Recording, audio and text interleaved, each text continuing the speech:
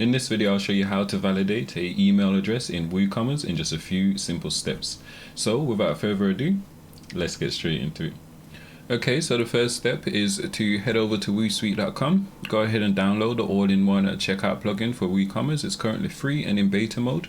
I'll leave the link in the description below. Once you've done so, let's head back over to our dashboard. Okay, so here we are in our WordPress dashboard, and now the second step is to go ahead and upload the plugin in which you just downloaded. So you'd go plugins, add new, go ahead and upload and install the plugin. Once you've done so, you'll see this AIO checkout menu here for all-in-one checkout. We'll go ahead and click on it. Okay, and then from here we'll go ahead and create our first checkout form. So we'll just click create new checkout. In my case, since I've already created one, I'm just going to go ahead and edit this one. Okay, and then by default it'll automatically populate the billing details, shipping details, shipping method, order summary, and also payment method as well. So now to activate our email validation, we just need to click on this settings icon here, and then we'll add another email field. And I'm just going to add it just under this first one here. And now I'm going to resize this first email field so it's 50% width. So we'll navigate to appearance. So how I got this menu is I just clicked on this settings icon here, and now we'll click appearance, and I will change this to half width, and now you can see it's changed to 50%. I'm going to X this off, and I'm going to click the settings icon on our second email field. So similar thing, we'll go to appearance, and then we'll just change this to half width as well, so they're both on the same line. And now when I navigate back to the general settings, we're still editing this second email field. We'll see this option here where it says email confirm, and then we'll go ahead and select the email field. So this is this first email field here.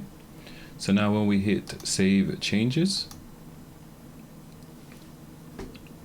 and check the front end, we should have our email validation field.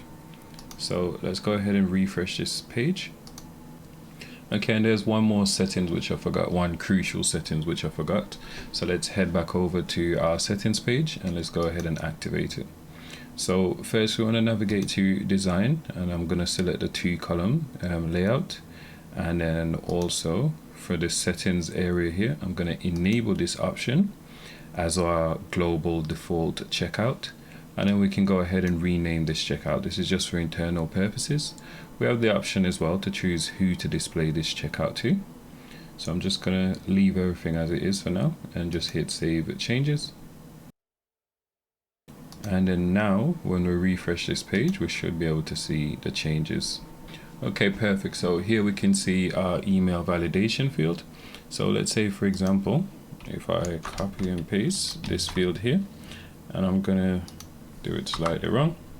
Okay, so now when we try to check out, since these two email doesn't match, we should see an error message. So let's hit place order. Let's agree to terms and condition. Okay, so here we can see that we're getting an error message just informing us that our email address doesn't match. So we need to enter it correctly, and then we'll be able to proceed with our order. Okay, so now when we fill in our shipping details, we should be able to check out since our email now matches. So when we hit place order, you can see we're able to check out just fine. There's one other thing which I noticed, our second email field was actually optional. So let's head back over to the settings page and let's go ahead and click on this option here, our second email. And then where it says required, we'll go ahead and tick this option. And then we can save changes as well. If you wanted, you can change the label. So currently it just says email.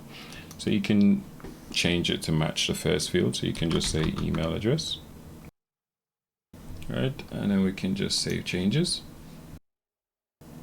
Okay, and then now when we check our checkout page, our second email address confirmation will be set as required. Okay, so here you can see this field is actually set as required, which is perfect. And that's the add a email validation in WooCommerce in just a few simple steps. If you enjoyed this video, please like and subscribe for more videos like this. And if you've got any questions, leave it in the comment box below or reach out to support and we'll get back to you as soon as possible.